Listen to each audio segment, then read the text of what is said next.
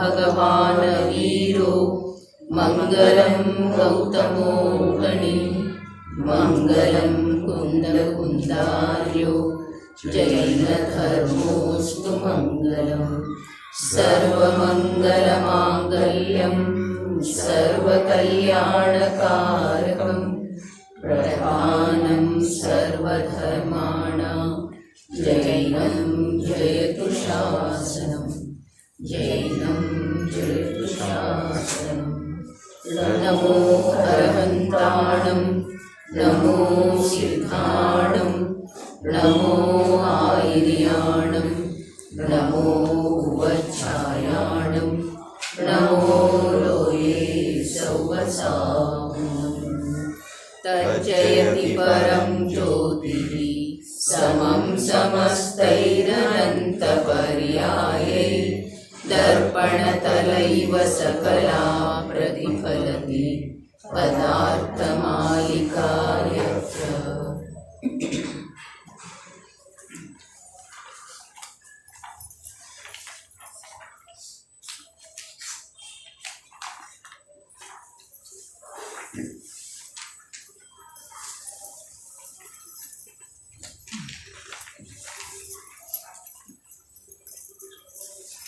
काल सर्वज्ञ भगवान कुंद देव विरचित ಪ್ರಾಕೃತತ್ರಯಗಳ ಮೇಲೆ ಭವ್ಯ ಜನೋಪಯೋಗಿ ಟೀಕೆಗಳ ರಚನೆ ಮಾಡಿದಂಥ ಆಚಾರ್ಯ ಶ್ರೀ ಅಮೃತಚಂದ್ರ ದೇವಕೃತ ಪುರುಷಾರ್ಥ ಸಿದ್ಧಿ ಉಪಾಯ ಗ್ರಂಥದ ಮೇಲೆ ಆಚಾರ್ಯ ಕಲ್ಪ ಪಂಡಿತ್ ಟೋಡರ ಮಲ್ಲರ ಭಾಷಾವಚನಿಕೆಯನ್ನು ಬರೀತಾ ವಿಧಿವಶರಾಗುವುದರಿಂದ ಆ ಅಪೂರ್ಣ ಕಾರ್ಯವನ್ನು ದೌಲತರಾಮ್ ಕಾಸ್ಲಿವಾಲ್ ಅನ್ನುವಂಥವರ ಪೂರ್ಣಗೊಳಿಸಿ ಗ್ರಂಥ ಸಮಗ್ರ ರೂಪದಿಂದ ಉಪಲಬ್ಧ ಆಗುವಲ್ಲಿ ಸಹಕರಿಸಿದ್ದಾರೆ.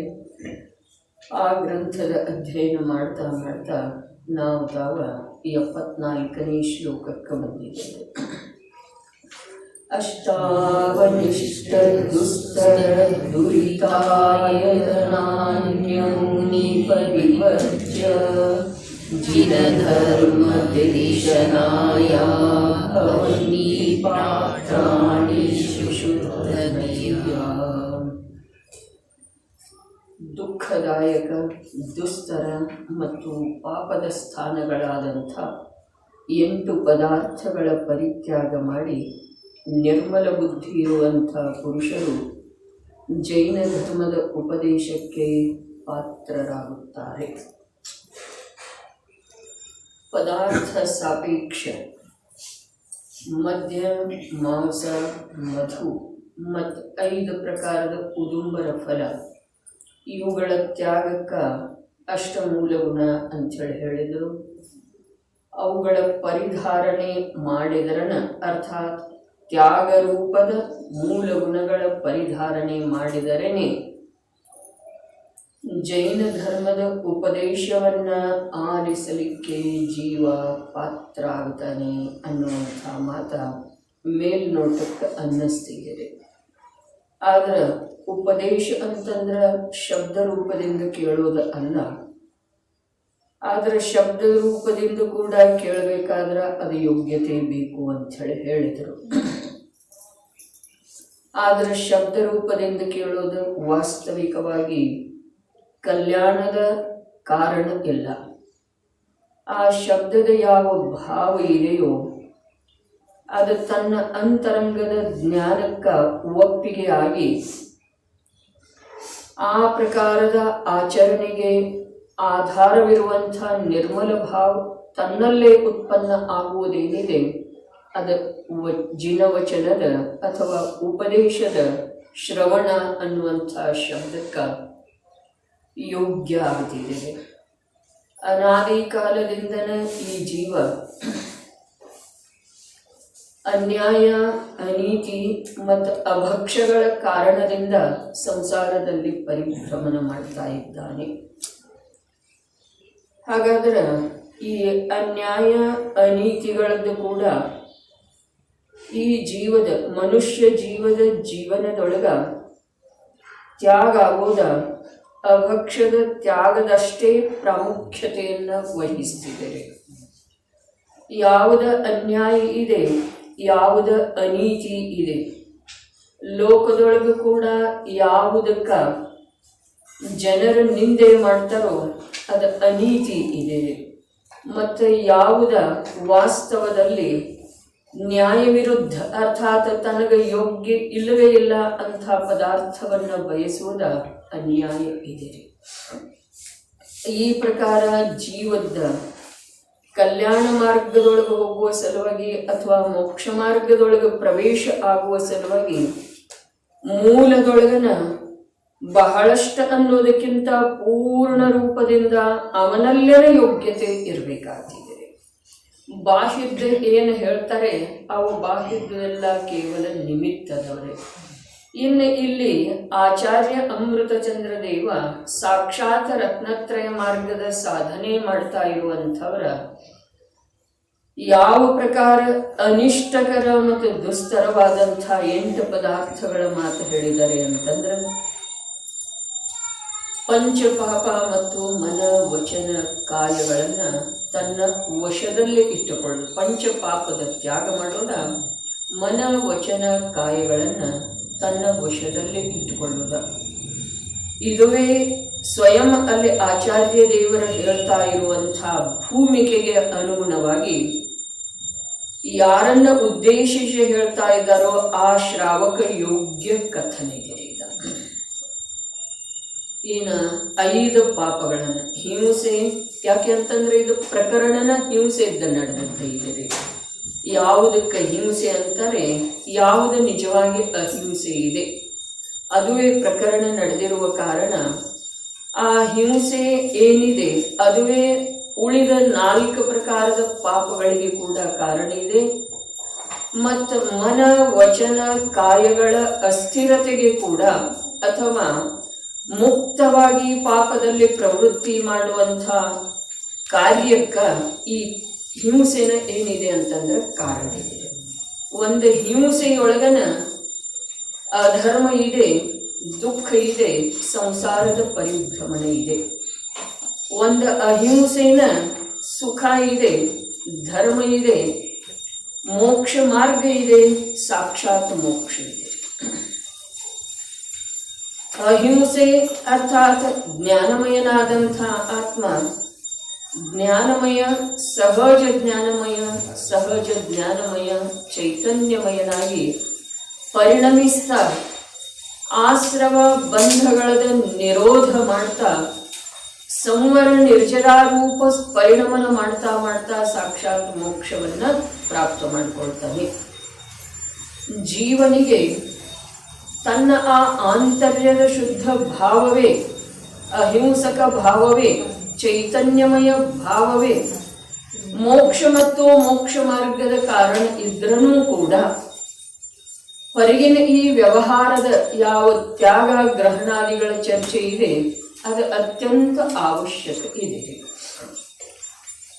ಈಗ ನೋಡ್ರಿ, ತೀರ್ಥಂಕರ ಜೀವ ಜನ್ಮತಃ ಸಮ್ಯಕ್ ದೃಷ್ಟಿ ಇರ್ತಾನೆ, ಕ್ಷಾಯಿಕ ಸಮ್ಯಕ್ ದೃಷ್ಟಿ ಇರ್ತಾನೆ.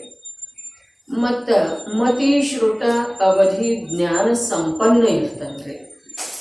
ಸಮ್ಯಕ್ ಮತಿ, ಸಮ್ಯಕ್ ಶ್ರುತ, ಸಮ್ಯಕ್ ಅವಧಿ ಜ್ಞಾನ ಸಂಪನ್ನ ಇರ್ತಾನೆ. ಆದ್ರೂ ಕೂಡ ಗೃಹಸ್ಥ ಅವಸ್ಥೆಯನ್ನು ತ್ಯಾಗ ಮಾಡದ ವಿನಃ ಶುದ್ಧೋಪಯೋಗ ರೂಪದ ಮುನಿಧರ್ಮ ಅರ್ಥಾತ್ ಮೋಕ್ಷ ಮಾರ್ಗ ಅವನಿಗೆ ಕೂಡ ಪ್ರಾಪ್ತ. ಇದರಿಂದ ತಿಳಿದು ಬರ್ತಿದೆ, ರತ್ನತ್ರಯಮಯವಾದಂಥ ಮಾರ್ಗ ಆತ್ಮನದೇ ಸ್ವತ್ತು ಇದ್ರೂ ಕೂಡ, ಆತ್ಮನೇ ಅದನ್ನ ಸಾಧಿಸಬೇಕಾಗಿದ್ರೂ ಕೂಡ ಅದಕ್ಕೆ ಬಾಹ್ಯದ ಯಾವುದೇ ತ್ಯಾಗಾದಿಗಳು ಬೇಕೋ ಅದು ಅವಶ್ಯಕವಾಗಿ ಬೇಕೇ ಬೇಕ್ರಿ. ಇಲ್ಲ ಅಂತಂದ್ರೆ ಅದು ಸಾಧ್ಯನ ಆಗುವುದೇ ಇಲ್ಲ. ಅದರ ಸಲುವಾಗಿ ಯಾವ ಪ್ರಕಾರದ ಮಹಿಮೆ ಭೇದ ವಿಜ್ಞಾನಕ್ಕೆ ಆತ್ಮ ಕಲ್ಯಾಣದ ಸಲುವಾಗಿ ನೀಡಲಾಗಿದೆಯೋ ಮಹಿಮೆಯನ್ನ, ಅದೇ ಪ್ರಕಾರದ ಮಹಿಮೆಯನ್ನ ಆಚರಣೆ ಅರ್ಥಾತ್ ಚರಣಾನುಯೋಗಕ್ಕೂ ಕೂಡ ಅದೇ ಪ್ರಕಾರದ ಮಹಿಮೆ ಇದೆ. 4 ಅನುಯೋಗ ಜಿನ ಪ್ರಣೀತ ಇದಾವೆ, ಸರ್ವಜ್ಞ ಪ್ರಣೀತ ಇದಾವೆ, ಗಣಧರ ರಚಿತ ಇದಾವೆ. ಮತ್ತು ಜೀವ ಮಾತ್ರರುಗಳ ಸಲುವಾಗಿ ಧರ್ಮದಲ್ಲಿ ನಿಯಮದಿಂದ ಅವು ನಿಮಿತ್ತನ ಇದಾವೆ. ಹೀಗಿರೋ ವೇಳೆದೊಳಗ ಇಲ್ಲಿ ಬಾಹ್ಯದ ತ್ಯಾಗ ಅಷ್ಟಮೂಲ ಗುಣದ ರೂಪದಿಂದ ಬಾಹ್ಯದ ತ್ಯಾಗದ ನಾವು ಗ್ರಹಣ ಮಾಡೋದಿತ್ತು ಅಂತಂದ್ರ ಪಂಚ ಉದುಂಬರ ಮತ್ತು ಮೂರ ಮಕಾರಗಳ ತ್ಯಾಗ ಇದೆ. ಅಂತರಂಗದ ತ್ಯಾಗದ ಇಲ್ಲಿ ಪರಿವೇ ಇಲ್ಲದೆ ಹೋಯಿತು ಅಂತಂದ್ರ ಆ 8 ಪದಾರ್ಥಗಳ ತ್ಯಾಗಕ್ಕೆ ಯಾವ ಅರ್ಥನೂ ಬರುವುದಿಲ್ಲ. ಅಂತರಂಗದ ತ್ಯಾಗದ ಸಲುವಾಗಿ ಈ ಬಾಹ್ಯದ 8 ಪದಾರ್ಥಗಳ ತ್ಯಾಗ ಅನಿವಾರ್ಯ ಇದೆ. ಯಾವ ಪ್ರಕಾರ ಈಗ ದೃಷ್ಟಾಂತ ಹೇಳಿತು, ಸ್ವಭಾವ ಸ್ಥಿರತೆಯ ಸಲುವಾಗಿ ಬಾಹ್ಯದಲ್ಲಿ ಮನೆ ವಸ್ತ್ರಾದಿಗಳ ತ್ಯಾಗ 28 ಮೂಲ ಗುಣಗಳ ಗ್ರಹಣ ಅವಶ್ಯಕ ಇದೆಯೋ, ಅದೇ ಪ್ರಕಾರ ಬಾಹ್ಯದಲ್ಲಿ ಧರ್ಮ ಕೇಳುವ ಸಲುವಾಗಿ ಯೋಗ್ಯತಾ ಬರಬೇಕಾಯ್ತು ಅಂತಂದ್ರ ಈ 8 ಪದಾರ್ಥ 5 ಉದುಂಬರ ಮತ್ತು 3 ಮಕಾರಗಳ ತ್ಯಾಗ, ಅಂತರಂಗದಲ್ಲಿ 5 ಇಂದ್ರಿಯ ವಿಷಯಗಳಿಗೆ ಸಂಬಂಧಿಸಿದ ಹಾಗೆ ಆಸಕ್ತಿ, ಅನುರಾಗ, ಅಭಿರುಚಿಯ ಮಂದತೆ ಆಗೋದ, ಮತ್ತು ಮನ ವಚನ ಕಾಯದ ಯಾವ ತೀವ್ರ ಚಂಚಲತೆ ಇದೆಯಲ್ಲ ಅದು ಸ್ವಲ್ಪ ಕಮ್ಮಿ ಆಗೋದ. ಅಂದ್ರನ ಜಿನಶಾಸನ ಅರ್ಥಾತ್ ಜಿನೇಂದ್ರ ಪ್ರಣೀತ ಜೀವ ಕಲ್ಯಾಣದ ಮಾರ್ಗ ಏನಿದೆ ಅದು ತಿಳಿದು ಬರುವ ಸಾಧ್ಯತೆ ಇದೆ, ಅನ್ಯಥಾ ತಿಳಿದು ಬರುವ ಸಾಧ್ಯ ಇಲ್ಲ. 5 ಇಂದ್ರಿಯ ಮತ್ತು ಮನವಚನ ಕಾಯ ಅಂತ ಹೇಳಬಹುದು, ಅಥವಾ ಪಂಚ ಪಾಪ ಮತ್ತು ಮನವಚನ ಕಾಯದ ನಿಗ್ರಹ ಅಂತ ಹೇಳಿ ಕೂಡ ಹೇಳಬಹುದು.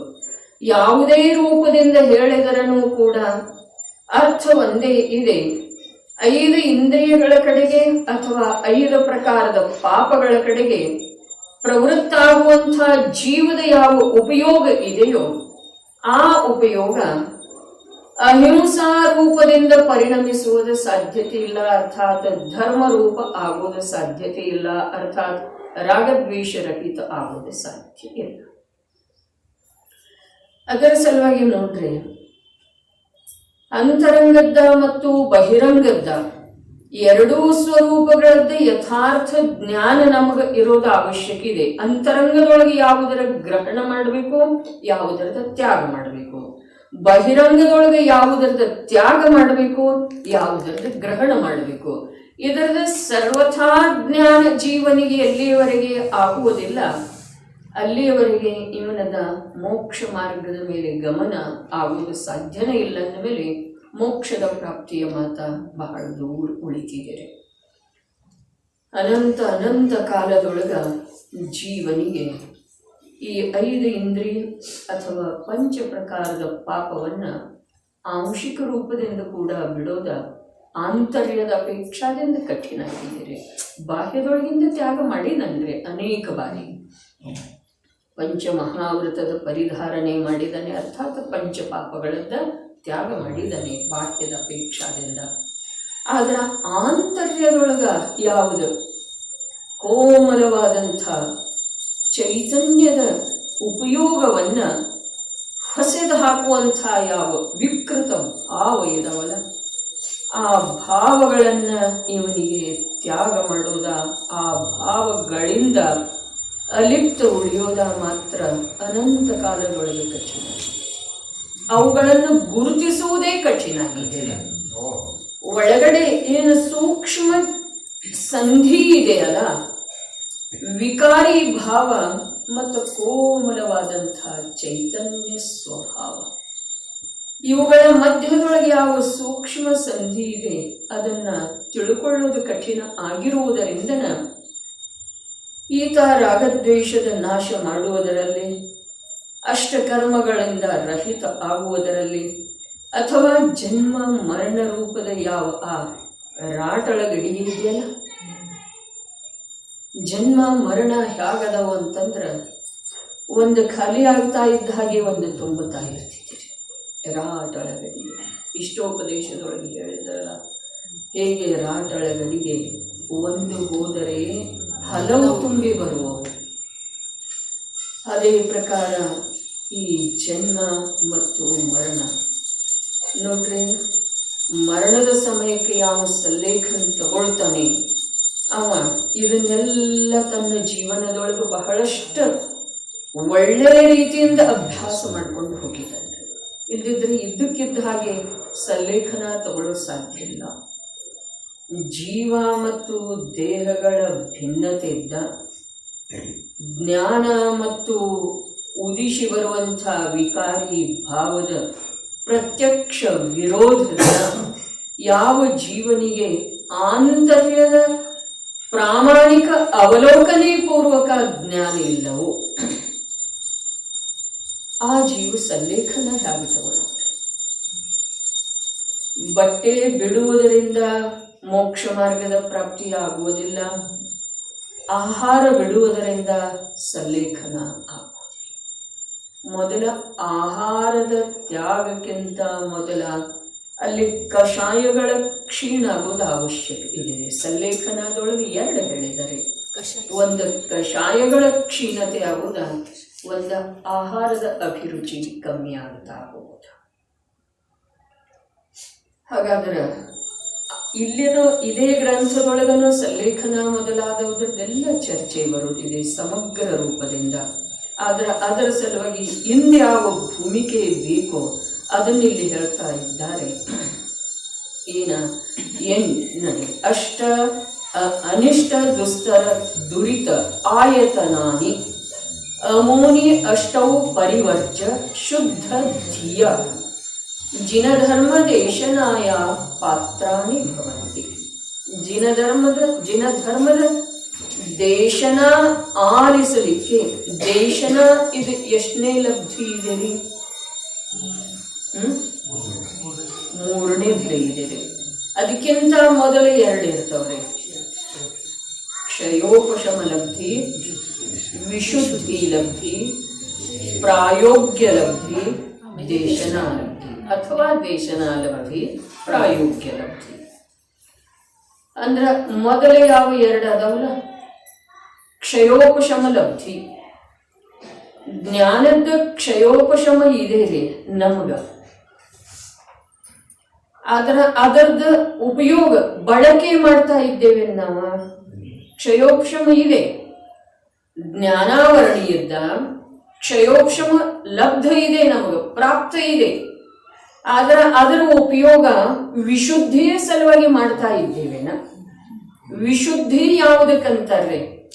ನಿರಂತರ ಪಾಪದ ಪ್ರಕೃತಿಗಳ ಬಂಧ ಆಗಲಿಕ್ಕೆ ಯೋಗ್ಯವಾದಂಥ ಭಾವದೊಳಗ ಹೀನತೆ ಬರ್ತಾ ಹೋಗೋದ, ಪ್ರಶಸ್ತ ಪ್ರಕೃತಿಗಳ ಬಂಧ ಆಗಲಿಕ್ಕೆ ಯೋಗ್ಯವಾದಂಥ ಪರಿಣಾಮದೊಳಗ ವೃದ್ಧಿ ಆಗ್ತಾ ಹೋಗೋದ.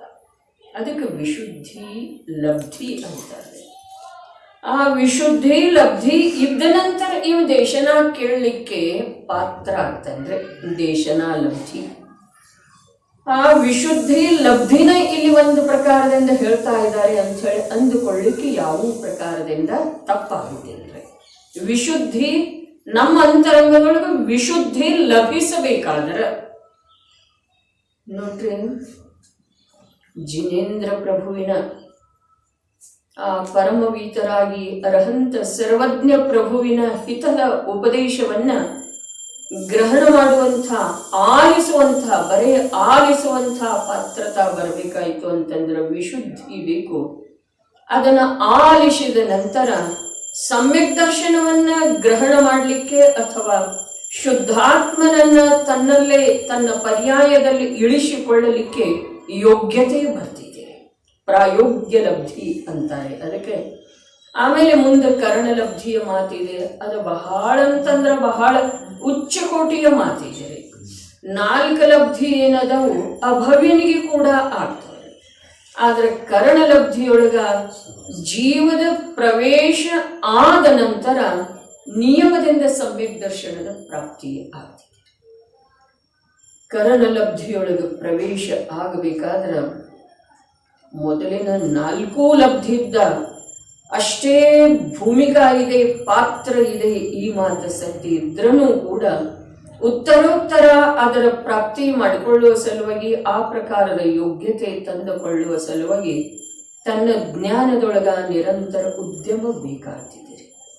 ನೋಡ್ರಿ ಗೌರಣ್ಣವ್ರ, ಈ ಸಂಸಾರ ಶರೀರ ಭೋಗಗಳಲ್ಲಿ ಪ್ರವೃತ್ತಿ ಮಾಡ್ತಾ ಮಾಡ್ತಾ ಮಾಡ್ತಾ ಜೀವನಿಗೆ ದೇಶನಾಮತ ಪ್ರಾಯೋಗ್ಯ ಲಬ್ಧಿಗಳು ಪ್ರಾಪ್ತ ಆಗ್ತವೆ ಅಥವಾ ಲಭಿಸ್ತವೆ ಅಥವಾ ಉಪಯೋಗದೊಳಗೆ ಬರ್ತವೆ ಅನ್ನೋದು ಸಾಧ್ಯ. ಮಾರ್ಗ ಬೇರೆ ಇದೆ ರೀ. ಸಂಸಾರ ಶರೀರ ಭೋಗದೊಳಗೆ ನಿರಂತರ ಪ್ರವೃತ್ತಿ ಮಾಡ್ತಾ ಇರುವಂಥ ಜ್ಞಾನದ ಉಪಯೋಗ ಏನಿದೆಯಲ್ಲ, ಅದಕ್ಕ ಜಿನೇಂದ್ರ ಪ್ರಣೀತ ವಸ್ತು ಸ್ವರೂಪವನ್ನ ಕೇಳುವಂಥ ನೋಡ್ರಿ, ಅನೇಕ ಬಾರಿ ಅಂದ್ರೆ ಅಥವಾ ದಿನನಿತ್ಯವೂ ಒಂದು ಸಲ ಬಂದೇ ಬರ್ತಿದೆ ಜಿನೇಂದ್ರ ಪ್ರಭುವಿನ ವಾಣಿಯನ್ನ ಬರೀ ಶಬ್ದ ರೂಪದಿಂದ ಕೂಡ ಆಲಿಸುವಂಥ ಯಾವ ಭಾಗ್ಯ ಇದೆಯಲ್ಲ, ಅದು ಲೋಕದೊಳಗೆ ಅತ್ಯುತ್ಕೃಷ್ಟವಾದಂಥ ಭಾಗ್ಯ. ಭರತ ಚಕ್ರವರ್ತಿಯ ಬಗ್ಗೆ ಮಾತು ಬರ್ತಿದೆಯಲ್ಲ, ಇಡೀ 6 ಖಂಡದ ಸಾಮಂತ ದೊರೆಗಳ ಅವನನ್ನು ಭಾಗ್ಯವಂತ ಅಂತ ಹೇಳಿ ತಿಳಿತಿದ್ದಾರೆ. ಆದ್ರೆ ಅವ ದಿನನಿತ್ಯವೂ ಸಮವಸರಣದೊಳಗೆ ಹೋಗಿ ಯಾರ ಜಿನಪ್ರಭುವಿನ ದಿವ್ಯ ದೇಶನ ಆಲಿಸ್ತಾರೋ ಅವರು ಭಾಗ್ಯವಂತರದರು. ಚಕ್ರರತ್ನದ ಹಿಂದ ನಾನು ಹೋಗ್ತಾ ಇರುವಂಥ ನಾನು ಯಾವ ಭಾಗ್ಯವಂತರಲಿಕ್ಕೆ ಸಾಧ್ಯ? ಸಾಮಾನ್ಯ ಜನರು ಎಷ್ಟು ಭಾಗ್ಯವಂತರದರು. ಭಕ್ತಿಯಿಂದ ಆ ತ್ರಿಲೋಕ ಪೂಜ್ಯ ಪ್ರಭುವಿನ ಉಪದೇಶವನ್ನ ಆಲಿಸುವ ಸಲುವಾಗಿ ನಿರ್ಭಾರತೆಯಿಂದ ಹೋಗ್ತಾರೋ ಅವರು ಭಾಗ್ಯವಂತರ. ಮತ್ತ ಈ 6 ಖಂಡವನ್ನ ಜಯಿಸುವ ಸಲುವಾಗಿ 60,000 ಸಂವತ್ಸರಗಳವರೆಗೆ ನಾ ಆ ದಿವ್ಯ ಧ್ವನಿಯಿಂದ ವಂಚಿತ ಉಳಿದೇನಲ್ಲ, ನನ್ನಷ್ಟು ದುರ್ಭಾಗ್ಯಶಾಲಿ ಈ 6 ಖಂಡದೊಳಗೆ ಯಾರಿದ್ದಾರೆ ಅಂಥೇಳಿ ಅವನಿಗೆ ಅನ್ನಿಸ್ತಿತ್ತು. ಅವನಿಗೆ ಅನ್ನಿಸ್ತಿತ್ತು. ಇದು ಬರೆಯ ಮಾತಲ್ಲ, ಅನ್ನಿಸಿದರ ಅನುಸಾರ ಅವ ಆಂತರ್ಯದಲ್ಲಿ ಪರಮ ಪುರುಷಾರ್ಥಪೂರ್ವಕ ಪರಿಶುದ್ಧಿಯನ್ನ ತಂದುಕೊಳ್ಳುತ್ತಾ ಹೋದ ಅಂಥೇಳನ ಅವ ಮನೆ ಬಿಟ್ಟ ನಂತರ ಅಂತರ್ಮುಹೂರ್ತ ಕಾಲದೊಳಗ ಕೇವಲ ಜ್ಞಾನ ಪ್ರಾಪ್ತ. ನಿಜವಾಗಿ ವಿಚಾರ ಮಾಡ್ರಿ, ಯಾವ ಸಮಯದೊಳಗ ತೀರ್ಥಂಕರ ಆದೀಶ್ವರರಿಗೆ ಕೇವಲ ಜ್ಞಾನ ರೂಪದ ಲಕ್ಷ್ಮಿ ಪ್ರಕಟ ಆಗ್ತಾಳೋ ಅದೇ ಸಮಯದೊಳಗ ಇವನ ಆಯುಧಾಗಾರದೊಳಗ ಚಕ್ರರತ್ನ ಉತ್ಪನ್ನ ಆಗ್ತಿದ್ದಾರೆ. ಹಾಗಾದ್ರೆ ಭಾಗ್ಯ ಅನ್ನೋದೇನು ದುರ್ಭಾಗ್ಯ ಅನ್ನೋದ್ರೆ? ಅಭಾಗಿ ಭರತ ಅಂತ ಹೇಳಿದೆ. ಇದನ್ನು ಭಾಗ್ಯ ಅನ್ನೋದೇನು ದುರ್ಭಾಗ್ಯ ಅನ್ನೋದು? ಯಾವ 18 ಕೋಟಾಕೋಟಿ ಸಾಗರೋಪಮ ಕಾಲ ಕಳೆದ ನಂತರ ಈ ಭರತ ಕ್ಷೇತ್ರದೊಳಗ ದಿವ್ಯ ದೇಶನ ಹೊರಡುವಂಥದ್ದೊಂದ ಸಂಧಿ ಅವಸರ ಪ್ರಾಪ್ತ ಆದದ್ದಿದೆಯೋ ಆ ಸಮಯದೊಳಗ ಆ ಜೀವನಿಗೆ ಈ ಒಂದು ಕಲ್ಯಾಣ ವಿರೋಧಿ ಪುಣ್ಯ ಕೂಡ ಉದಯಕ್ಕೆ ಬರ್ತಿದೆ. ಹೌದು ಅಥವಾ ಇಲ್ಲ? ಪುಣ್ಯ ಎಂಥದ್ದಿದೆ? ಕಲ್ಯಾಣಕ್ಕೆ ವಿರೋಧ ಮಾಡುವಂಥ. ಆದರೆ ಪುಣ್ಯ ಎಷ್ಟೇ ವಿರೋಧ ಮಾಡಿದ್ರೂ ಅವನ ಪುರುಷಾರ್ಥ ಕುಂಠಿತ ಆಗಲಿಲ್ಲ. ಬೇರೆ ಯಾವನಾದರೂ ಸಾಮಾನ್ಯ ಜೀವ ಇರ್ತಿದ್ದ, ಸಾಮಾನ್ಯ ಜೀವನಿಗೆ ಆ ಪ್ರಕಾರದ ಪುಣ್ಯ ಇರುವುದಿಲ್ಲ, ಆದ್ರೆ ಪುರುಷಾರ್ಥದ ಅಪೇಕ್ಷಾದಿಂದ ಸಾಮಾನ್ಯ ಇರ್ತಿದ್ದ ಅಂತಂದ್ರೆ ಅವನು ಏನು ಮಾಡ್ತಿದ್ದ? ಅವನು 7ನೇ ನರಕ ಯೋಗ್ಯ ಕಾರ್ಯ ಮಾಡ್ತಿದ್ದ. 2 ಮಾರ್ಗದವ್ರಿ ಚಕ್ರವರ್ತಿಗೆ.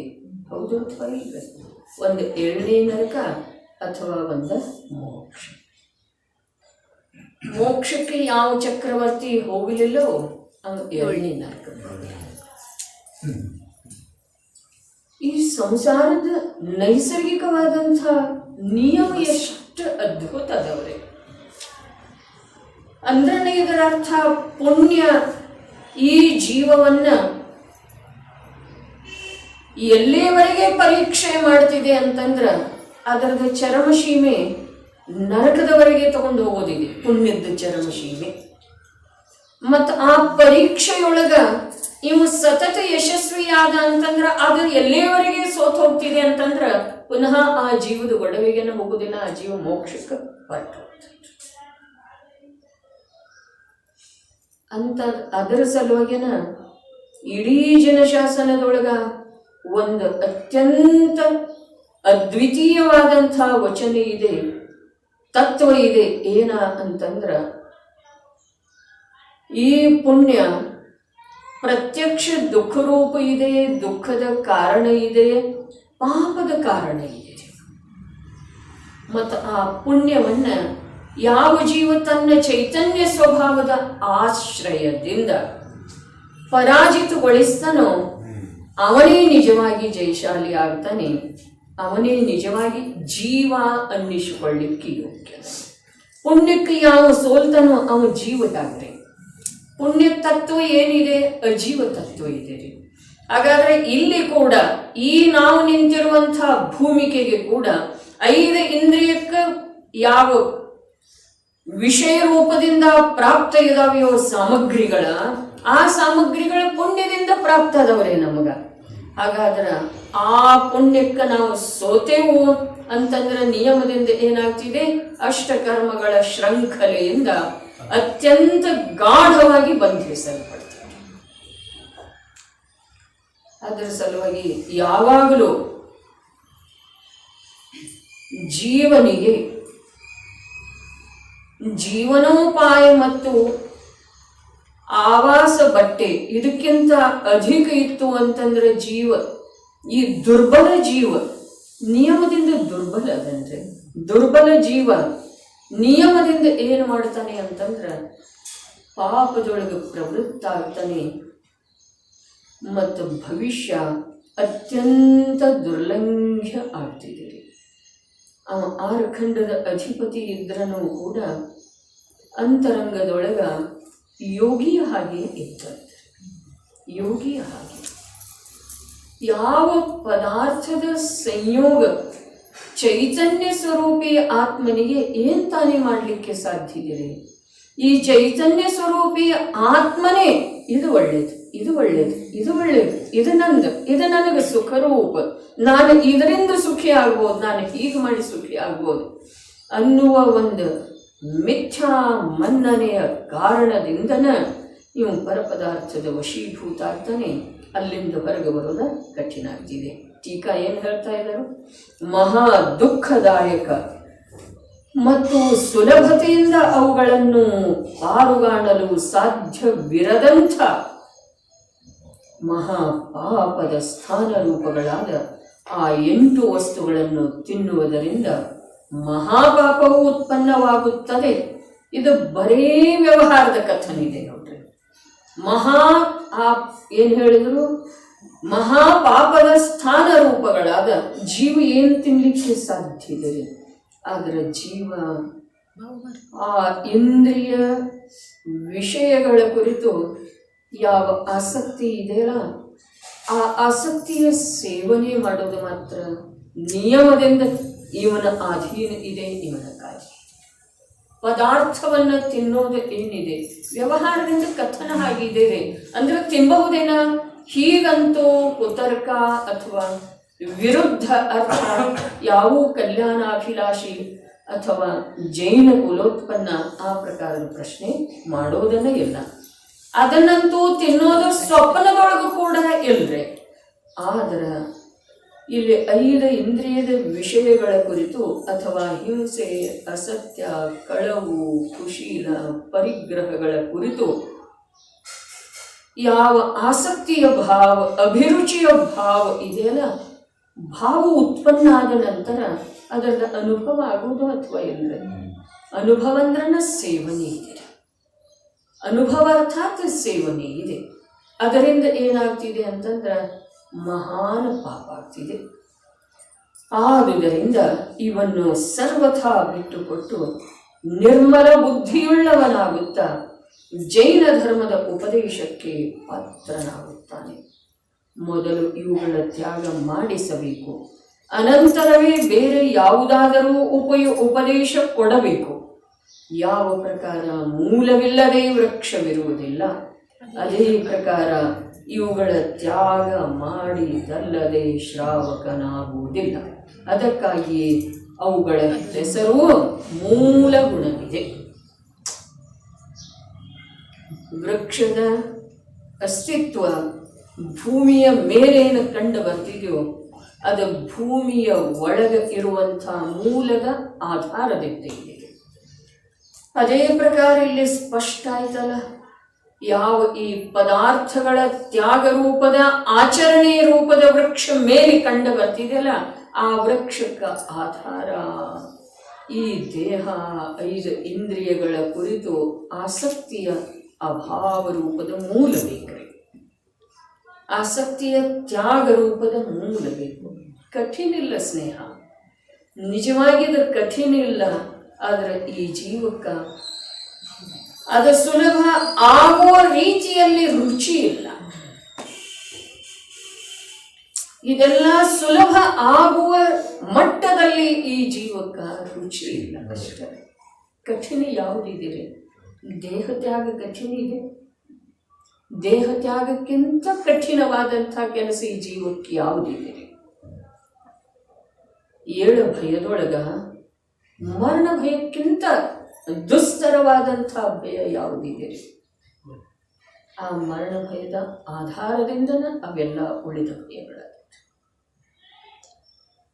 ಹಾಗಾದ್ರೆ ಆ ಮರಣ ಭಯಪಟ್ಟ ನಂತರ ಯಾರ್ದು ಬಿಟ್ಟಿದೆ ಅಥವಾ ಮುಂದೆ ಹೋಗಿದೆ? ಇಲ್ಲವೇ ಇಲ್ಲ. ಹೀಗಿರುವ ವೇಳೆದೊಳಗ ದೇಹ ಮತ್ತು ಆತ್ಮನ ಭಿನ್ನತೆ, ದೇಹದ ಸ್ವರೂಪ ಅಸಾರತೆ, ಜೀವದ ಸ್ವರೂಪ ಸಾರಭೂತತೆ, ಇವುಗಳದ್ದು ಒಂದಿಷ್ಟು ಪ್ರಾಮಾಣಿಕ ರೂಪದಿಂದ ಜೀವದ ಜ್ಞಾನದ ಮೇಲೆ, ಬುದ್ಧಿಯ ಮೇಲೆ, ಪ್ರಕಟ ಉಪಯೋಗದ ಮೇಲೆ ಸಂಸ್ಕಾರ ಸಂಸ್ಕಾರ ಸಂಸ್ಕಾರ ಆಯಿತು ಅಂತಂದ್ರೆ ಮರಣ ಏನಿದೆ? ಮರಣ ಏನಿದೆ? ಮರಣದ ನಂತರ ಜೀವದ ಅಭಾವ ಆಗ್ತಿದೆ ಅಂತ.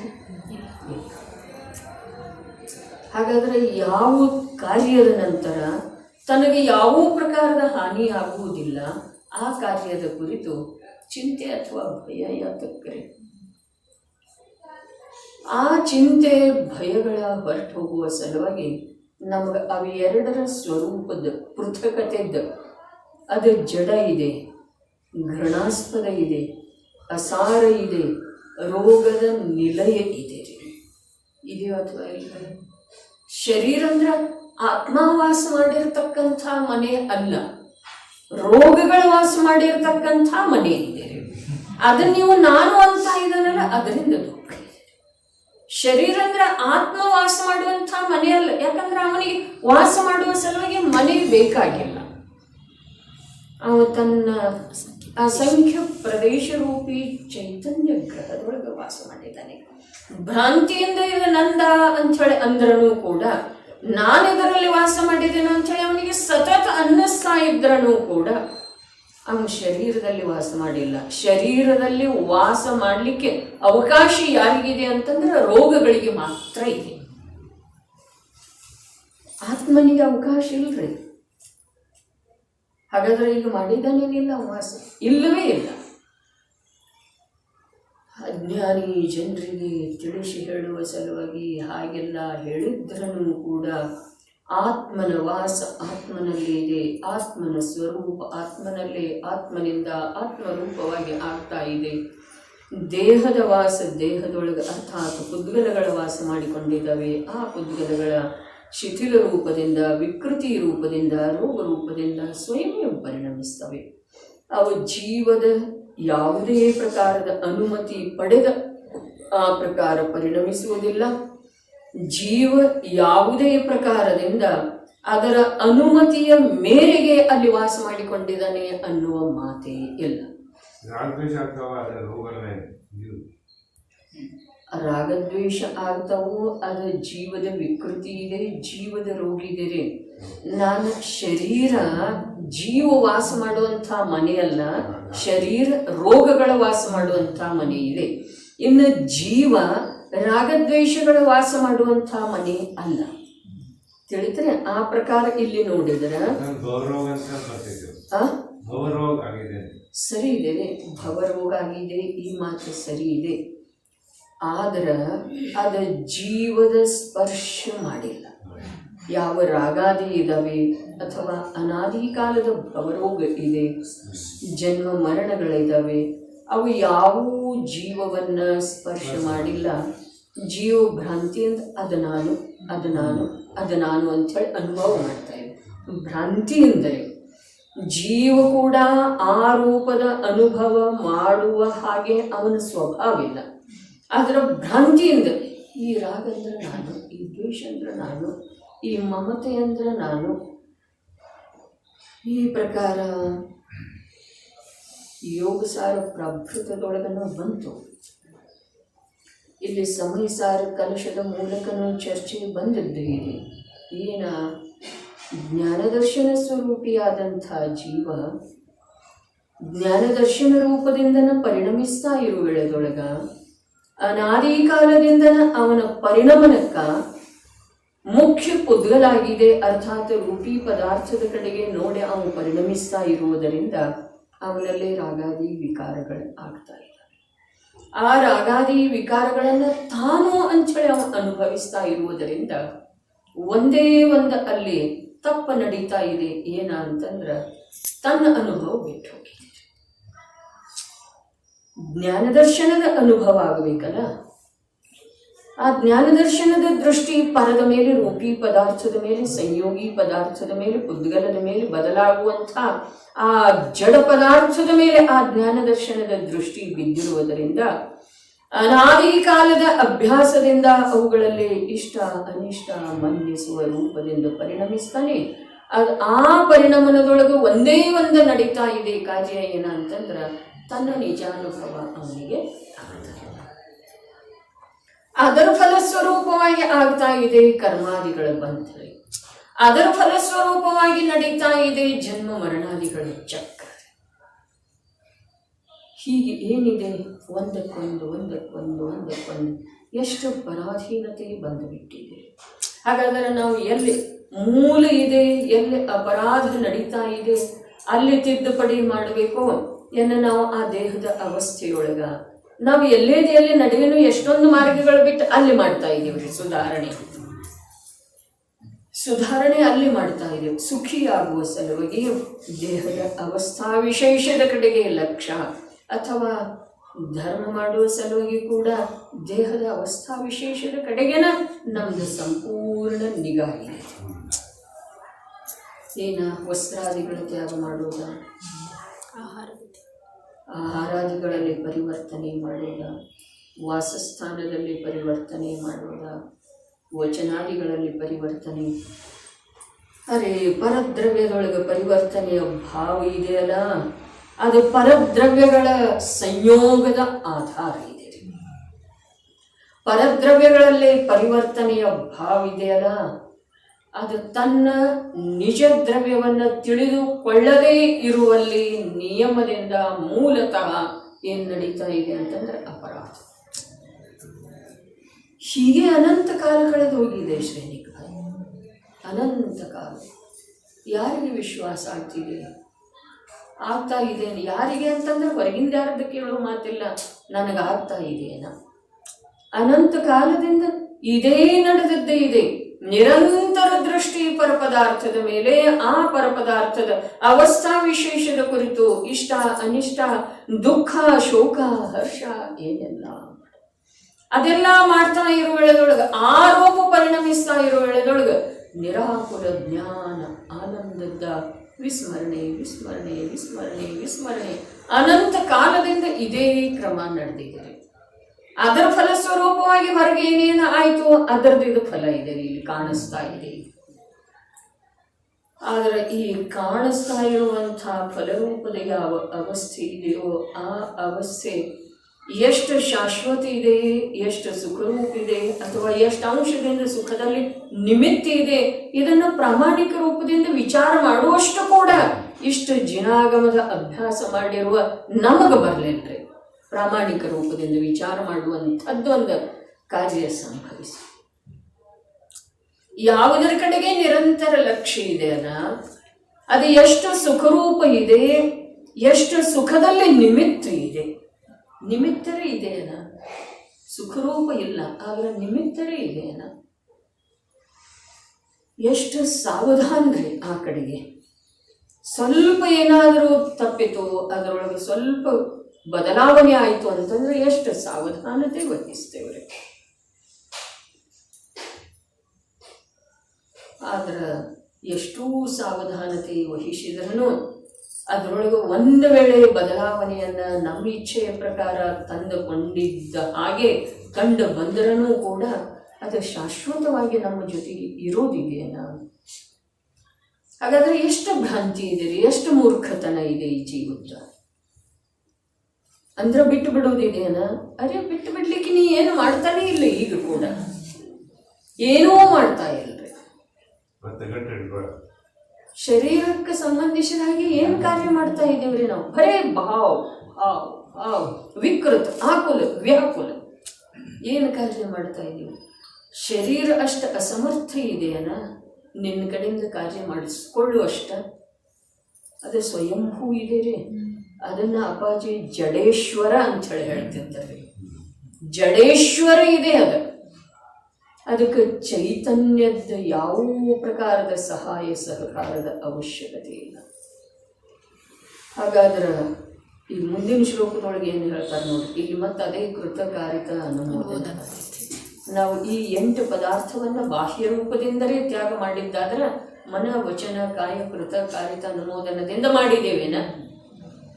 ಅಂತರಂಗದ ಮಾತು ಬಿಡ್ರಿ, ಪಂಚ ಇಂದ್ರಿಯ ಅಥವಾ ಪಂಚ ಪಾಪ 3 ಯೋಗಗಳದ ಮಾತು ಬಿಡ್ರಿ, 5 ಇಂದ್ರಿಯ 3 ಯೋಗದ ಮಾತು ಬಿಡ್ರಿ. ಆದ್ರೆ ಇವೇನು 8 ಪದಾರ್ಥ ಹೇಳಿದಾರಲ್ಲ, 5 ಉದುಂಬರ ಮತ್ತು 3 ಮಕಾರ, ಅವುಗಳಿದ್ರೆ ನಾವು ಕೃತಕಾರಿತ ಅನುಮೋದನ ಮನ ವಚನ ಕಾಯದಿಂದ ಬಿಟ್ಟಿದ್ದೇವೆನ? ಅದರ ಅತಿಚಾರ ದೋಷವನ್ನ ಬಿಟ್ಟಿದ್ದೇವೆನ? ಪ್ರತ್ಯಕ್ಷ ಆ ರೂಪದಿಂದ ಗ್ರಹಣ ಮಾಡ್ತಾ ಇಲ್ಲ, ಆದರೂ ಕೂಡ ನಮ್ಮ ಜೀವನದೊಳಗಿಂದ ಅವುಗಳದ್ದು ತ್ಯಾಗ ಆಗಿಲ್ಲ ಅಂಥೇಳಿ ಹೇಳಿದರೆ ಅದುವೇ ಪರಮ ಸತ್ಯ ಮಾತಿದೆ. ಮಧ್ಯ ಮಧು ಮಾಂಸದ ನಮಗ ನೇರವಾಗಿ ಆ ರೂಪದಿಂದ ಗ್ರಹಣ ಇಲ್ಲ, ಸೇವನೆ ಇಲ್ಲ. ಆದರೆ ಇದೆಯೋ ಅಥವಾ ಇಲ್ಲ ಅದನ್ನು ಪ್ರತಿಯೊಂದು ತಮ್ಮಲ್ಲೇ ತಾವು ನೋಡಿಕೊಳ್ಳೋದಿದೆ. ಯಾವುದರೊಳಗೆ ಯಾವ ಪ್ರಕಾರದ ಜೀವ ಇದೆ, ಯಾವ ಪದಾರ್ಥದ ಗ್ರಹಣದಿಂದ ಸೇವನೆಯಿಂದ ಯಾವ ಪ್ರಕಾರದಿಂದ ಅತಿಚಾರ ದೋಷ ಇದೆ.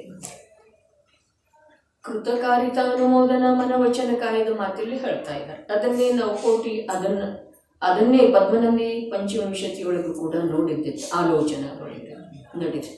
ಕೃತಕಾರಿತಾನುಮನೈರ್ವಾಕ್ಕಾಯ ಮನೋಭೀಷ್ಯತೆ ನವಥಾ ಔತ್ಸರ್ಗಿಕೀ ನಿವೃತ್ತಿರ್ವಿಚಿತ್ರರೂಪಾ ಅಪವಾದಿಕೀ ದ್ವೇಷಾ. ಕೃತಕಾರಿತಾನುಮನೈರ್ವಾಕ್ಕಾಯ ಮನೋಭೀಷ್ಯತೆ ನವಥಾ ಔತ್ಸರ್ಗಿಕೀ ನಿವೃತ್ತಿರ್ವಿಚಿತ್ರರೂಪಾ ಅಪವಾದಿಕೀ ದ್ವೇಷಾ. ಏನು ಉತ್ಥಾನಿಕೆ ಹೇಳಿದ್ದಾರೆ? ಈಗ ಈ ಹಿಂಸೆ ಮೊದಲಾದವುಗಳ ತ್ಯಾಗ ಮಾಡುವುದರ ವಿಧಾನ ಹೇಳುತ್ತಾರೆ. ನಮಗೆ ಹಿಂಸೆಯ ತ್ಯಾಗ ಮಾಡಿದ್ದೇವೆ ಅನ್ನಿಸ್ತಿದೆ ರೀ, ಆದರೆ ಅದರದ ವಿಧಾನ ಹೇಳ್ತಾ ಇದ್ದಾರೆ. ನೋಡಬಹುದಾಗಿ ಎಷ್ಟು ಭ್ರಾಂತಿ ಇದೆ ನಮ್ಮಲ್ಲಿ, ಎಷ್ಟು ಶುದ್ಧತೆ ಇದೆ. ಪಂಚಸ್ಥಾವರದ ಮತ್ತು ತ್ರಸ ಕಾಯ ಜೀವಗಳ ಹಿಂಸೆಯನ್ನು ನಾವು ಎಷ್ಟು ತ್ಯಾಗ ಮಾಡಿದ್ದೇವೆ. ಕಾಲ ಎಂಥದ್ದಿದೆ, ಭಾವ ಎಂಥದ್ದಿದೆ. ಹಿಂದಕ್ಕೆ ಅನೇಕ ಬಾರಿ ಚರ್ಚೆ ಆದದ್ದು. ನೀರು ಶೋಧಿಸಿದ ನಂತರ ಜೀವ. ಆ ಜೀವಗಳನ್ನು ಅದೇ ನೀರಿನೊಳಗೆ ಬಿಟ್ಟರೆ ನಾವು ಜೀವಂತ ಉಳಿತಾವೆ. ಬಾವಿಯ ನೀರಿನ ಜೀವಾಳ ಬಾವಿಯೊಳಗೆ ಬಿಟ್ಟರೆ ನಾವು ಜೀವಂತ ಉಳಿತಾವೆ. ನಾವು ನಮ್ಮ ಬುದ್ಧಿಯಿಂದ ಇನ್ನೇನು ಮಾಡ್ತಾ ಇದ್ದೇವೆ? ಅವು ಜೀವಂತ ಉಳಿಲಿ ಅಂಥೇಳಿ ಹರ್ಕೊಂಡು ಹೋಗುವಂಥ ನೀರಿಂದನೇ ಯಾವ ಪ್ರವಾಹ ಇದೆ ಅಲ್ಲಿ ಬಿಡ್ತೇವ್ರಿ. ಅದೇನೋ ಭಾವ ಇರಬಹುದು ಅಥವಾ ಅದೇನೋ ಭ್ರಾಂತಿದ್ದನ ಒಂದು ಭೇದ ಇರಬಹುದು. ಶೋಧಿಸದೇ ಇರುವಂಥ ನೀರಿನಲ್ಲಿ ಇಲ್ಲಿ ಸುಮತ್ ಪ್ರಕಾಶ ಬಂದಿದ್ದಾರಲ್ಲ, ಅವಾಗ ಹೇಳಿದ್ದಾರಲ್ಲ ಎಷ್ಟು ಜಲರಾಶಿ ಇದಾವನ್ನು ತೋರಿಸಿದ್ರು. 2,500 ಪಟ್ಟು ಮಾಡಿ ಆ ಜೀವಗಳನ್ನು ತೋರಿಸಿದ್ದಾರೆ ವಿಜ್ಞಾನದ ಆಧಾರದಿಂದ. ಜೀವದ ಶರೀರ ಎಷ್ಟು ಸೂಕ್ಷ್ಮ ಇದೆಯಲ್ಲ, ಜೀವಂತೂ ಕಾಣಿಸುವುದಿಲ್ಲ. ಜೀವದ ಶರೀರ ಎಷ್ಟು ಸೂಕ್ಷ್ಮ ಇದೆಯಲ್ಲ ಅದನ್ನು 2,500 ಪಟ್ಟು ದೊಡ್ಡದು ಮಾಡಿ ತೋರಿಸಿದ್ದಾರೆ.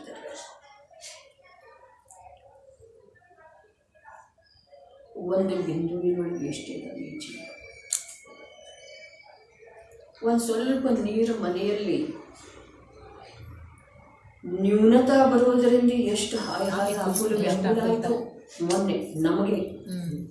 ಹಾಗಾದ್ರೆ ಸಾಗರೋಪಮ ವರ್ಷಗಳವರೆಗೆ ಬಿಂದು ನೀರು ಕೂಡ ಸಿಗಲಿಲ್ಲ. ಒಂದು ಬಿಂದು ಕೂಡ ಅಲ್ಲಿ ಎಷ್ಟು ಇದರ ಜೀವಕ್ಕೆ ಎಷ್ಟು ದುಃಖ ಆಗಿದ್ದಿರ್ಬೋದು. ಇದೇ ಜೀವ, ಬೇರೆ ಯಾವ ಜೀವದ ಮಾತು ಹೇಳ್ತಾ ಇಲ್ಲ, ಇದೇ ಜೀವ. ಮನೆಯಲ್ಲಿ ಕುಡಿಲಿಕ್ಕಂತೂ ಪರ್ಯಾಪ್ತ ಅಂದ್ರೆ ಪ್ರಮಾಣ ಕಮ್ಮಿ, ಆದ್ರೆ ದಿವಸ ಹೋಗ್ಬೋದು ಅಷ್ಟು ನೀರಿತ್ತು.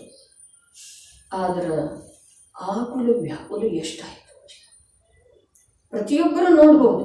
ಹಾಗಾದ್ರೆ ಭವಿಷ್ಯದೊಳಗೆ ಆ ನೀರಿನ ಬಗ್ಗೆ ಯಾವ ಪ್ರಕಾರದ ನಾವು ಉದಾಸೀನ ಮಾಡ್ತಾ ಇದ್ದೇವಲ್ಲ, ಅದರ ಫಲಸ್ವರೂಪವಾಗಿ ಭವಿಷ್ಯದ ಕಾಲದೊಳಗೆ ನಮಗೆ ನೀರಿನಿಂದ ದೂರವಿರುವ ಪ್ರಸಂಗ ಬರುವುದಲ್ಲ, ಆವಾಗ ನಮ್ದು ಅವಸ್ಥೆ ಏನು? ಇಡೀ ದಿವಸ 10 ಬಾರಿ ಸುಮಾರು ಒಂದು 50 ಬಾರಿ ವಿಚಾರ ಬಂದಿದ್ದಿರಬಹುದು. ನರಕದಲ್ಲಿ ಕಡಿಮೆ 10,000 ವರ್ಷ ಅನಂತ ಬಾರಿ ಹೋಗಿ ಬಂದಿದ್ದೇನೆ. ನಾನು ಹೋಗಿ ಬಂದಿದ್ದೇನೆ, ತಾವು ಹೋಗಿರ್ಲಿಕ್ಕಿಲ್ಲ. ನಾನು ಹೋಗಿ ಬಂದಿದ್ದೆ 10,000 ಕಡಿಮೆ ಆಯುಷ್ಯ. ಉತ್ಕೃಷ್ಟ ಆಯು 33,000. ಇಲ್ಲಾದ್ರೆ ಏನು ಮಾಡೋದು? ಅಲ್ಲಿ ಇರಲೇ ಇಲ್ಲ. ಏನು ಮಾಡಿದ್ದಿ ನೆನಪಿಲ್ಲ, ಆದರೆ ಏನೂ ಮಾಡಿರಲಿಲ್ಲ. ಇದು ವಸ್ತು ಸ್ವರೂಪ ಇದೆ. ನರಕಾದಿಗಳದ್ದ ರಚನೆಯ ಮಾತು ಬರ್ತಿದೆ ಭೂಗೋಳದಲ್ಲಿ. ನರಕಾದಿಗಳ ರಚನೆಯ ಮಾತು ಆರುಗುರಾಣಿಯಲ್ಲಿ ಬಂದದ್ದಿದೆ. ನಾರಕಿ ಜೀವಗಳ ಸ್ವರೂಪ ಅಲ್ಲಿ ಅನುಭವಿಸುವಂತಹ ದುಃಖ. ಸಮಸ್ತ ಗ್ರಂಥಗಳಲ್ಲಿ ಚತುರ್ಗತಿ ದುಃಖಗಳಲ್ಲಿ ಎಲ್ಲಿ ವರ್ಣನೆ ಇದೆ ಬಂದದ್ದಿದೆ, ಆದರೆ ಪೂರ್ಣ ರೂಪದಿಂದ ಬಂದಿಲ್ಲ. ಪೂರ್ಣ ರೂಪದಿಂದ ಬರುವ ಅವಶ್ಯಕತೆ ಇಲ್ಲ, ಸಾಧ್ಯ. ಯಾರಿಗೆ ತಿಳಿಯೋದಿದೆಯೋ ಅವರಿಗೆ ಸ್ವಲ್ಪ ಹೇಳಿದರೆ ನಾವು ತಿಳಿತೀವಿ. ಯಾರಿಗೆ ತಿಳ್ಕೊಳ್ಳೋದನ್ನ ಎಲ್ಲವೋ ಅವರಿಗೆ ಜೀವನ ಪರ್ಯಂತ ಹೇಳಿದರನ್ನು ತಿಳಿಯುವುದು. ಹಾಗಾದರೆ ಯಾರಿಗೆ ಅಂತಂದ್ರೆ ಇನ್ನೊಬ್ಬರದಲ್ಲ, ನನ್ನ ಪರಿಣಾಮ ಅದನ್ನು ಎಷ್ಟು ಒಪ್ಪಿಕೊಳ್ತಾ ಇದೆ, ಅದರದ ನಿರಾಕರಣೆ ಎಷ್ಟು ಮಾಡ್ತಾ ಇದೆ.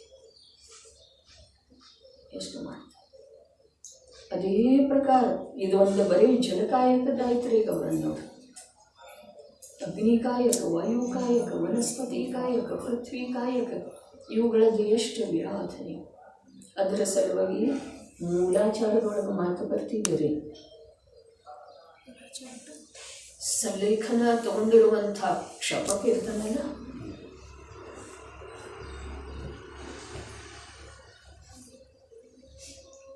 ಪರಿಣಾಮದೊಳಗೆ ಸ್ವಲ್ಪ ವಿಚಲಿತ ಆದ ನಂತರ ನಿರ್ಲಾಪಕ ಆಚಾರ್ಯ ತಿಳಿಸಿಕೊಡ್ತಾರೆ. ನಮ್ಮ ಮೃತ್ಯು ಮಹೋತ್ಸವದೊಳಗನ್ನು ಬಂತ ಓದ್ಬೇಕ್ರಿ ಪುನಃ. ಯಾಕೆ ಅಂತಂದ್ರೆ ಆ ಅವಸ್ಥೆಗೆ ಹೋಗೋ ಇಚ್ಛೆ ಇದ್ರೆ ಓದ್ಬೇಕ್ರಿ. ಮುನಿ ಆಗೋದಿತ್ತು, ರತ್ನತ್ರಯದ ಧಾರಣೆ ಮಾಡೋದಿತ್ತು, ಸಲೇಖನ ತಗೊಳ್ಳೋದಿತ್ತು ಅಂತಂದ್ರ ಈ ಭವದಲ್ಲೆಲ್ಲ. ಈ ಭವ ಅಂತಂದ್ರ ನಮ್ಮ ಸಂಸಾರ ಪರಂಪರೆಯ ಒಂದು ಅನಂತಾಂಶವ ಭಾಗ ಮಾತ್ರ ಇದೆ. ಇದಕ್ಕೆ ಏನು ಮಹತ್ವ ಇದೆ ಅಷ್ಟೆ. ಹೇಳಿದ ನಂತರ ಆ ಕ್ಷಪಕ ಮುನಿ ವಿಚಾರ ಮಾಡ್ತಾನೆ,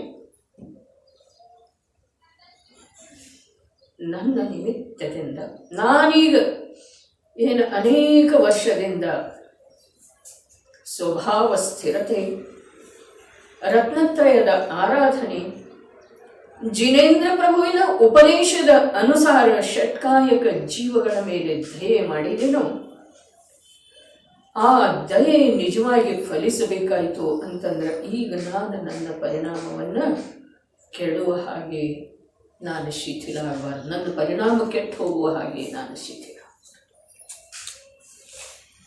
ಅಲ್ಲೇ ಬರ್ತಿದೆ ಈ ಮಾತ. ವರ್ತಮಾನದ ರಾಗದ್ವೇಷಗಳನ್ನು ನಷ್ಟ ಮಾಡಿ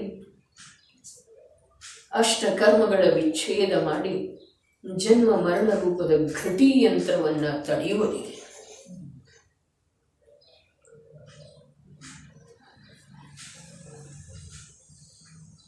ಒಂದು ವೇಳೆ ಜೀವ ಇದಷ್ಟು ಕಥನ ಅದರದ್ದಾಯ್ತದೆ, ಅದರ ಮೇಲೆ ನನ್ನ ವಿಚಾರದೊಳಗೆ ಬಂದದ್ದು ಕಥನ ಹೀಗಿದೆ. ಒಂದು ವೇಳೆ ಜೀವ ಇನ್ನೇನು ಈ ಶರೀರದ ಜೊತೆಗೆ ಇದ್ದುಕೊಂಡ ಯಾವುದೇ ರೂಪದಿಂದ ನಾನು ಮೋಕ್ಷ ಮಾರ್ಗವನ್ನು ಸಾಧಿಸುವ ಸಾಧ್ಯತೆ ಇಲ್ಲ ಅಂಥೇಳಿ ನಿರ್ಣಯ ಯಾವಾಗ ಆಗ್ತಿದೆಯೋ ಆಗ ಈ ಜೀವ ಶರೀರದ ಕುರಿತಾಗಿರುವಂಥ ಸರ್ವಥಾ ಮಮತ್ವವನ್ನು ತ್ಯಾಗ ಮಾಡಿದ ಅಂತಂದ್ರೆ ಲಾಭ ಏನೇನಾಗ್ತಿದೆ ಅವನಿಗೆ? ಏನೇನಾಗ್ತಿದೆ? ಆ ಮಮತ್ವ ಪರಿಣಾಮದ ಕಾರಣದಿಂದ ಆಗ್ತಾ ಇರುವಂಥ ಆಕುಲತೆಯಂತೂ ಅಭಾವ ಆಗ್ತಿದೆ. ಆ ಮಮತ್ವದ ಕಾರಣದಿಂದ ಕರ್ಮಗಳದ್ದು ಯಾವ ಆಶ್ರವ ಆಗ್ತಾ ಇತ್ತು ಅದು ಬಿಟ್ಟು ಹೋಗ್ತಿದೆ. ಆ ಮಮತ್ವದ ಕಾರಣದಿಂದ ಪೂರ್ವದೊಳಗಿನ ಕರ್ಮಗಳದ್ದು ಯಾವ ಸ್ಥಿತಿ ಪೂರ್ಣ ಮಾಡಿ ಹೊರಟು ಹೋಗ್ತಾ ಇದ್ದು ಅವು ತನ್ನ ಪಾಡಿಗೆ ತಾವು ಹೊರಟು ಹೋಗ್ತವೆ. ಇನ್ನು ಈ ದೇಹದ ಜೊತೆಗೆ ಇದ್ದುಕೊಂಡು ಇಲ್ಲಿ ಎಷ್ಟು ಅಗಣಿತ ಜೀವಗಳದ ಹಿಂಸೆ ಆಗುತ್ತಿತ್ತಲ್ಲ ಅವುಗಳಿಗೆಲ್ಲ ಅಭಯದಾನ, ಅವುಗಳಿಗೆಲ್ಲ ಅಭಯದಾನ ಸಿಗ್ತಿದೆ. ನನ್ನಿಂದ ಭಯಪಡುವ ಅವಶ್ಯಕತೆ ಇಲ್ಲ, ನನ್ನಿಂದ ಹಿಂಸೆಗೆ ಒಳಗಾಗುವ ಅವಶ್ಯಕತೆ ಇಲ್ಲ, ನನ್ನಿಂದ ಪೀಡಿತಗೊಳ್ಳುವ ಅವಶ್ಯಕತೆ. ಕಡಿಮೆ ಅಂದ್ರೂ ಒಂದು ಗ್ಲಾಸಲ್ಲಿ ನೀರು ಬೇಕಲ್ಲ. ಒಂದು ದಿವಸದ ಈ ಶರೀರದ ಜೊತೆಗೆ ನಾನು ವಾಸ ಮಾಡಬೇಕಾದ್ರೆ ಹಾಗಾದ್ರೆ ಆ ಒಂದು ಗ್ಲಾಸ್ ನೀರಿನೊಳಗ ಬರೀ ನಾನು ಸಮೂರ್ಛಿನ ಜೀವಗಳನ್ನು ಬೇರ್ಪಡಿಸಿದೆನು. ಆದರೆ ಜಲ ಕಾಯಿಕ ಇದೆಯಲ್ಲ, ಜಲವೇ ಯಾವ ಜೀವದ ಶರೀರ ಇದೆ ಅದರದ ಹಿಂಸೆ ನನ್ನಿಂದ ಆ ಜೀವಗಳಿಗೆ ಅಭಯ ಪ್ರಾಪ್ತ ಆಯ್ತಲ್ಲ. ಹೀಗೆ ವಿಚಾರ ಮಾಡ್ತಿರ್ಬಹುದಲ್ಲ ಆ ಕ್ಷಪಕ ಮುನಿ, ಮಾಡ್ತಿರ್ಬಹುದ. ನಂದು ವಿಚಾರ ಹಾಗೆ ಬರ್ತದೆ. ಆ ಕ್ಷಪಕ ಮುನಿಗೆ ಏನೇನು ಲಾಭ, ಆ ಜೀವಕ್ಕೆ ಏನೇನು ಲಾಭ ಆಗ್ತಿದೆ, ಆ ಜೀವದಿಂದ ಅಂಥೇಳಿನ ಸರ್ವಜ್ಞ ಪ್ರಭುವಿನ ಉಪದೇಶ ಷಟ್ಕಾಯ ಜೀವಗಳ ರಕ್ಷಣೆ ಅಥವಾ ದಯಾಭಾವದ ಉತ್ಪತ್ತಿಯ ಆಧಾರ ಇದೆ. ಸರ್ವಜ್ಞ ಅನಿವಾರ್ಯ ಇದೆ ರೀ. ಅದಕ್ಕೆ ಅನಿವಾರ್ಯ ಅನುಷ್ಠಾನ ಮತ್ತು ಪ್ರಮಾಣ ರೂಪದ ಅನುಷ್ಠಾನ, ಪಾಪದ ಭಯ ಇಲ್ಲದೆ ಇರುವ ರೂಪದ ಜೀವನ ಅನಿವಾರ್ಯವಾಗಿ ಆಗಲೇಬೇಕು. ಅದ ಆಗದ ವಿನಃ ನನ್ನ ಜೀವನ ನಡೆಯುವುದಿಲ್ಲ. ಇದರಲ್ಲಿ ಎಷ್ಟು ವ್ಯತ್ಯಾಸ ಇದೆ. ಕೃತ್ರಿಮವಾಗಿ ನಾನು ಜೀವ ಹಿಂಸೆ ಮಾಡುವುದಿಲ್ಲ, ನಾನು ಜೀವ ಹಿಂಸೆ ಅಲ್ಲಿ ನಿನ್ನ ಜೀವದ ಹಿಂಸೆ ಆಗ್ತಾ ಇದೆ. ನೀ ನಿನ್ನ ಸ್ವಭಾವದಲ್ಲಿ ಉಳಿಯುವ ಜ್ಞಾತಾರೂಪದಿಂದ ಪರಿಣಮಿಸುವುದರಲ್ಲಿ ಎಷ್ಟೆಷ್ಟು ದೃಢ ಆಗ್ತೀಯೋ ಅಷ್ಟಷ್ಟು ಬಾಹ್ಯ ಜೀವಗಳಿಗೆ ನಿನ್ನಿಂದ ಅಭಯ ಪ್ರಾಪ್ತ ಆಗ್ತಿದೆ. ಅವು ಹಿಂಸಿಸಲ್ಪಡುತ್ತವೆ. ಮುನಿರಾಜರ ಮಹಾವ್ರತ ಹೇಗೆ ಪಾಲನೆ ಮಾಡ್ತಾರೆ, ಅಹಿಂಸ ಮಹಾವ್ರತ ಹೇಗಾಗ್ತಿದ್ದಾರೆ ಅವರಿಗೆ. ತಮ್ಮಲ್ಲೇ ತಾವು ಎಷ್ಟು ಸಮಯ ಉಳಿತಾರಲ್ಲ ಅಷ್ಟೇ ಮಹಾವ್ರತ. ನಿರುತ ಚಿತ್ ಸ್ವರೂಪ ಆತ್ಮದಿ ಇರುವರಲ್ಲಿಯೇ ಮಗ್ನವಾಗಿ ಈ ಥರದಿ ಪಂಚಮಹಾವ್ರತವ ಪರಿಪಾಲಿಪರು. ಈ ಥರದಿ ಯಾವ ಥರದಿ? ಚಿತ್ ಸ್ವರೂಪದ ಆತ್ಮನಲ್ಲೇ ನಿಮಗ್ನವಾಗುವ ಪುರುಷಾರ್ಥ. ನಿಮಗ್ನ ಆಗಿ ಇರೋದೇನಿದೆಯಲ್ಲ, ಅಲ್ಲೇ ಏನಿದೆ? ಹಿಂಸೆಯ ತ್ಯಾಗಿದೆ, ಅಸತ್ಯದ ತ್ಯಾಗಿದೆ, ಚೋರಿಯ ತ್ಯಾಗಿದೆ, ಕುಶೀಲದ ತ್ಯಾಗಿದೆ, ಪರಿಗ್ರಹದ ತ್ಯಾಗಿದೆ. ಉಳಿದ ರೀತಿಯಿಂದ ಅರ್ಥಾತ್ ಆತ್ಮನ ಉಪಯೋಗ ಆತ್ಮದಿಂದ ಹೊರಗಿದ್ದ ನಂತರ ಅದು ಗುಪ್ತಿ ಸಮಿತಿ ಪೂರ್ವಕ ದೇಹದ ಆಚರಣೆ ನಡೆದಿದ್ರೂ ಕೂಡ ಅಲ್ಲಿ ಅಹಿಂಸೆ ಅಥವಾ 5 ವ್ರತಗಳ ಪೂರ್ಣ ರೂಪದಿಂದ ಪರಿಪಾಲಿಸಲ್ಪಡುವುದಿಲ್ಲ. ಅದಕ್ಕೆ ಪನ್ನೂರು ಪ್ರಭೆಯೊಳಗೊಂದು ಮಾತು ಬರ್ತಿದೆ, ಮಹಾವ್ರತ ಕೂಡ ಅಣುವ್ರತನ ಅಂದ್ರೆ ಆಂಶಿಕ ರೂಪದಿಂದ ಅದು. ಯಾವಾಗ ಸಾಧಕ ತನ್ನಲ್ಲೇ ತಾನ ಸ್ಥಿರ ಇರ್ತಾನೋ ಆವಾಗ ಮಹಾವ್ರತ ಆಗ್ತಿದೆ. ಪರ ಸಾಪೇಕ್ಷ ಮಹಾವ್ರತ ಇಲ್ಲವೇ ಇಲ್ಲ. ಇನ್ನೊಂದು ಜೀವದ ಹಿಂಸೆ ಆಗದೇ ಇರುವ ಹಾಗೆ ಯಾವ ಜೀವ ಯಾವ ಸಾಧಕನ ಆಚರಣೆ ಇರುವುದಿಲ್ಲ. ಆದರೆ ಯಾವ ಸಾಧಕ ತನ್ನಲ್ಲೇ ತಾನು ಅತೀಂದ್ರಿಯ ಆನಂದದ ಸಾಗರದೊಳಗೆ ಅಂತರ್ನಿಮಗ್ನ ಇದ್ದಾನೋ ಆ ಸಮಯದೊಳಗೆ ಯಾವ ಜೀವಗಳ ಅವನ ಶ್ವಾಸೋಚ್ಛ್ವಾಸ ಮೊದಲಾದವುಗಳ ಕಾರಣದಿಂದ ಪೀಡೆಗೆ ಒಳಗಾಗ್ತಾ ಇದ್ದಾವಲ್ಲ, ಅವು ತಮ್ಮ ತಮ್ಮ ಸಾತ ಅಸಾತ ಆಯುವಿನ ಕಾರಣದಿಂದ ದುಃಖ, ಪೀಡೆ ಅಥವಾ ಮರಣಕ್ಕೆ ಬರ್ತಾವೆ. ತಿಳಿತಾ ಇದೆ? ನಿಮಿತ್ತ ಕಿಂಚಿತ ಮಾತ್ರ ಕೂಡ ಆಗಲಿಲ್ಲ. ಆವಾಗ ಅವನಿಗೆ ಏನಾಯ್ತರೆ? ಅಹಿಂಸಾ ಮಹಾವ್ರತ. ಅದರ ಸಲುವಾಗಿ ಶುಭಾನುಷ್ಠಾನದೊಳಗೂ ಅನಿವಾರ್ಯ ಅನುಷ್ಠಾನ ಮತ್ತು ಇವು ಇನ್ನೊಂದೇನು ಹೇಳ್ತು? ಪ್ರಮಾದ ರೂಪದ ಅನುಷ್ಠಾನ ಆಚರಣೆ.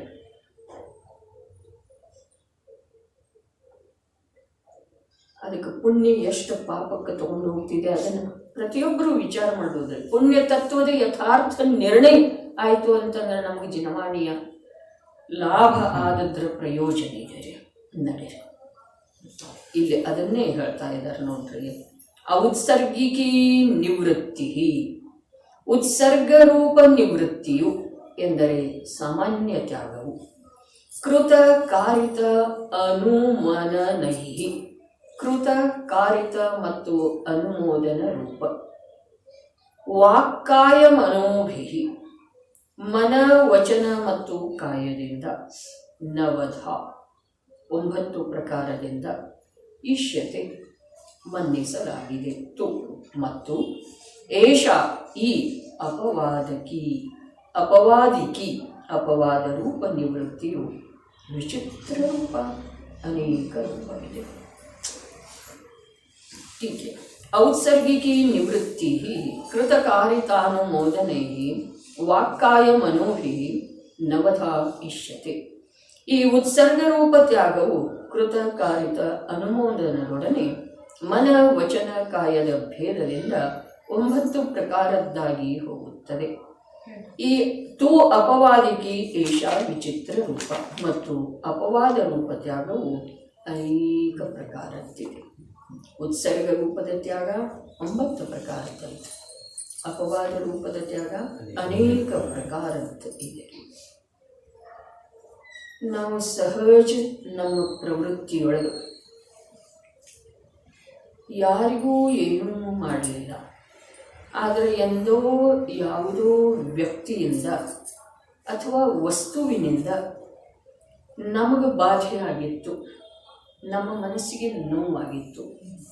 ಅದಕ್ಕೆ ಕಾಲಾಂತರದಿಂದ ಆ ವಸ್ತು ಅಥವಾ ಆ ವ್ಯಕ್ತಿಗೆ ನಮ್ಮಿಂದಲ್ಲ ತನ್ನಷ್ಟಕ್ಕೆ ತಾನೇ ಬಾಧೆಗೊಳಗಾಯಿತು ಅಂತಂದ್ರೆ ನಮಗೆ ಹರ್ಷ ಆಗ್ತಿದೆಯೋ ಅಥವಾ ವ್ಯಕ್ತಿಗಂತ ಇಟ್ಕೊಂಡು ಯಾವುದೋ ವ್ಯಕ್ತಿಯಿಂದ ನಮಗೆ ಹಾನಿಯಾಗಿತ್ತು, ದುಃಖ ಆಗಿತ್ತು, ನೋವಾಗಿತ್ತು ವ್ಯಕ್ತಿಯ ನಿಮಿತ್ತದಿಂದ.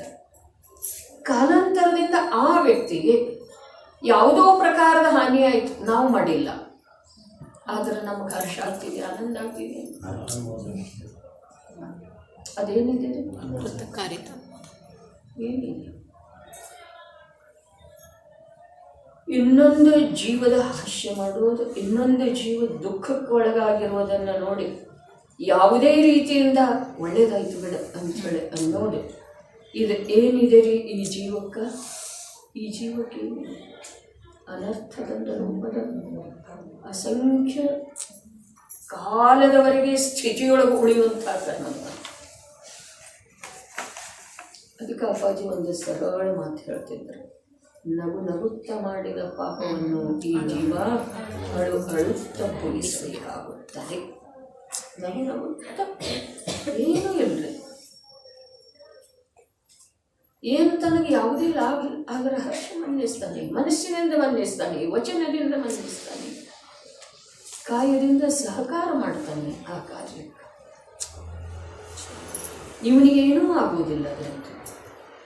ಆದರೆ ಇವನಿಗೆ ಎಲ್ಲ ಆಗ್ತಿದೆ, ಅರ್ಥಾತ್ ಅನಂತ ದುಃಖ ಸಹನ ಮಾಡಲಿಕ್ಕೆ ಅಸಾಧ್ಯವಾದಂಥ ಆ ವೇಳೆದೊಳಗೆ ಒಂದು ವೇಳೆ ಯಾವನಾದರೂ ಅಸುರ ಕುಮಾರ ಬಂದ, ನರಕದಲ್ಲಿ ದುಃಖ ಆಗುವ ಮಾತು ಹೇಳ್ತಾ ಇದ್ದೇನೆ, ನೀ ಪೂರ್ವದಲ್ಲಿ ಹೀಗೆ ಮಾಡಿದ್ದೆಪ್ಪ, ಅದಕ್ಕೆ ನಿನಗೆ ಈ ಪ್ರಕಾರದ ದುಃಖ ಆದದ್ದಿದೆ, ಈ ನಾರಕಿ ನಿನಗೆ ಈ ಪ್ರಕಾರದ ದುಃಖ ಕೊಡ್ತಾ ಇದ್ದಾನಲ್ಲ, ಅವನಿಗೆ ನೀ 10 ಭವದ ಹಿಂದೆ ಈ ಪ್ರಕಾರದ ದುಃಖ ಕೊಟ್ಟಿದ್ದಿ, ಯಾವನೋ ದುಃಖ ಕೊಡ್ತಾ ಇರೋ ವೇಳೆದೊಳಗೆ ಹರ್ಷ ಮನ್ನಿಸಿದ್ದಿ ಅಂಥೇಳಿ ಹೇಳಿದ ನಂತರ ಅಲ್ಲೇನು ಪಶ್ಚಾತ್ತಾಪ ಆಗ್ತಿದ್ದೀರಿ?